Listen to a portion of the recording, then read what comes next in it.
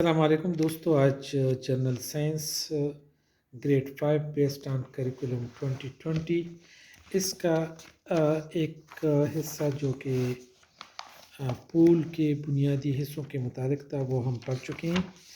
आज हम यहाँ पर पोलिनेशन एंड इट्स टाइप्स पर कुछ न कुछ पढ़ेंगे, ठीक है। अब ये है कि पोलिनेशन क्या होता है। पोलिनेशन दरअसल जो पोलन होती है, जो डस्ट लाइक पार्टिकल्स होती है जो कि पौधों में आमतौर पे पाए जाते हैं, वो उन पार्टिकल्स को रिप्रोडक्शन के लिए इस्तेमाल करते हैं। ये एक खुदाई कानून है कि पौधे, फूल, इसकी जो डस्ट लाइक पार्टिकल्स हैं वो हवा में बिखर जाते हैं और जाके किसी फूल के जो पार्ट्स होते हैं उस पर बैठकर एक अमल करते हैं जिसको पोलिनेशन कहा जाता है, और उससे उनकी पैदावार बीज जो होती है वो फर्टल होती है और वो बीज से फिर नए पौधे बनते हैं। तो अगर हम इसको सिंपली पढ़े तो इसमें भी काफ़ी मालूमात हैं। There are many pollen grains in the anther. अब एंथर जो है ये आपको यहाँ से फिर मालूम होगा कि ये एंथर कहाँ होता है। ये होता है जो एंथर यहाँ पे इसके ऊपर जो है, जो male part of the flower है उसमें ये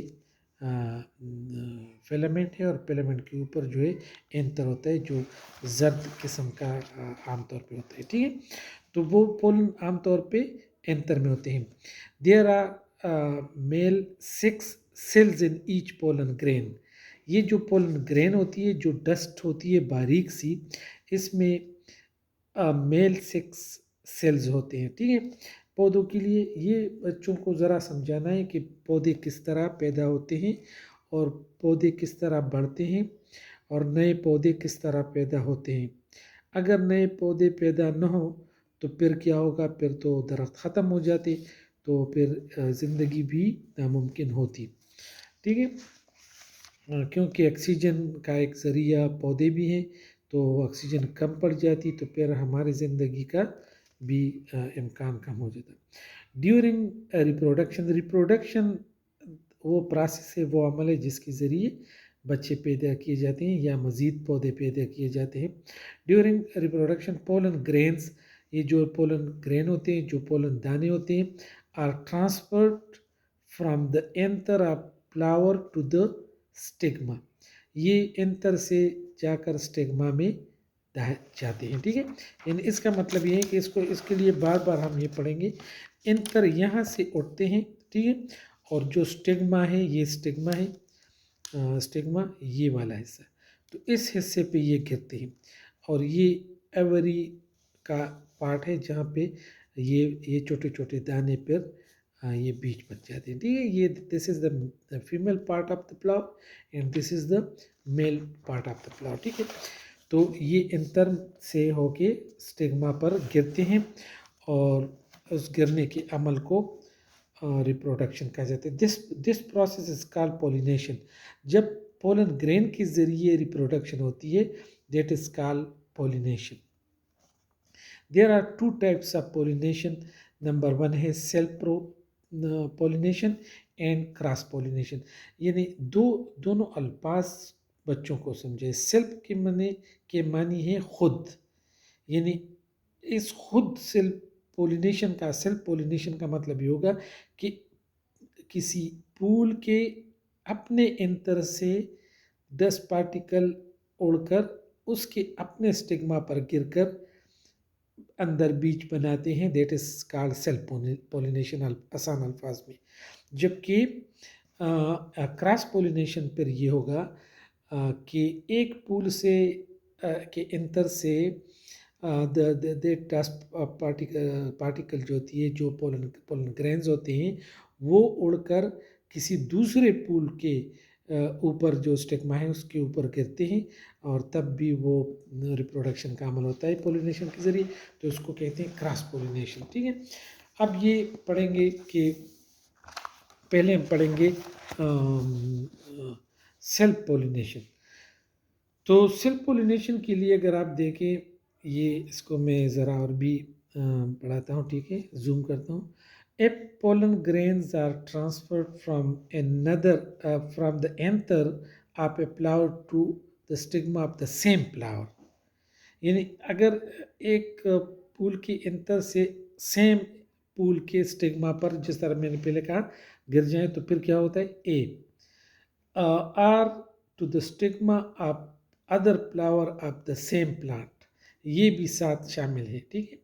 यानी मतलब है कि उसी प्लांट के किसी दूसरे पुल पर, यानी ऐसा ना हो कि बस अपने ही पुल पर, यानी ये भी हो सकता है कि अपने ही पुल के अंतर से उठकर स्टिग्मा पे जाए, या किसी पौधे, एक पौधे में मुख्तलिफ पुल लगे होते हैं, एक पुल से उठकर किसी दूसरे पुल पे जाते हैं। जबकि दूसरा जो है वो ये है, it is called self pollination.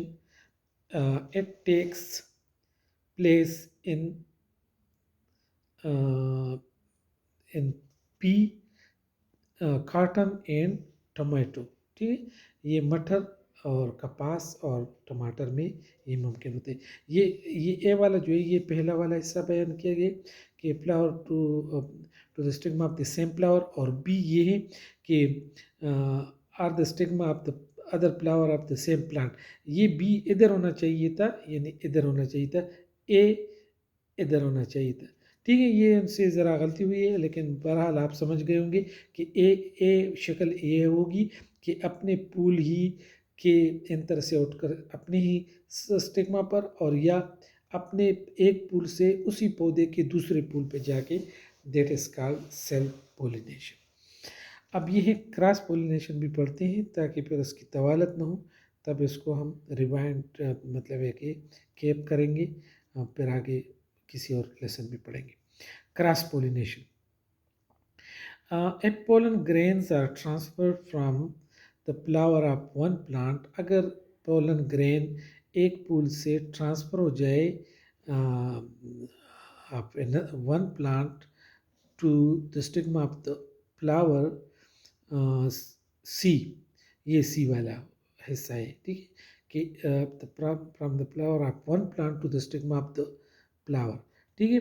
यानी एक प्लांट से दूसरे प्लांट में, आप another plant or the same time, या यानी दूसरे पौधे पर, या अपने ही एक पौधे लेकिन दूसरे पौधे पर, ठीक है। It is called cross pollination. It takes place in maize, ये जो ज्वार की फसल होती है, जो क्या होता क्या मेज़, और मकई, मकई इसे कहते हैं। पपाया, पपाया जो होता है ये भी एक फ्रूट है। पपीता शायद, रोज़, और ये गुलाब पर भी ये तरीका होता है। इसकी जो ग्राफिक दी गई है, इससे आप खुद मतलब है कि इसको नज़रअंदाज न करें, ठीक है। इसमें बिल्कुल आसान तरीके, सेल्फ पोलिनेशन ये है, क्रॉस पोलिनेशन ये है। अब सेल्फ पोलिनेशन में ये कहा गया है कि इस अंतर से उड़कर स्टिग्मा पर पड़ते हैं, ठीक है।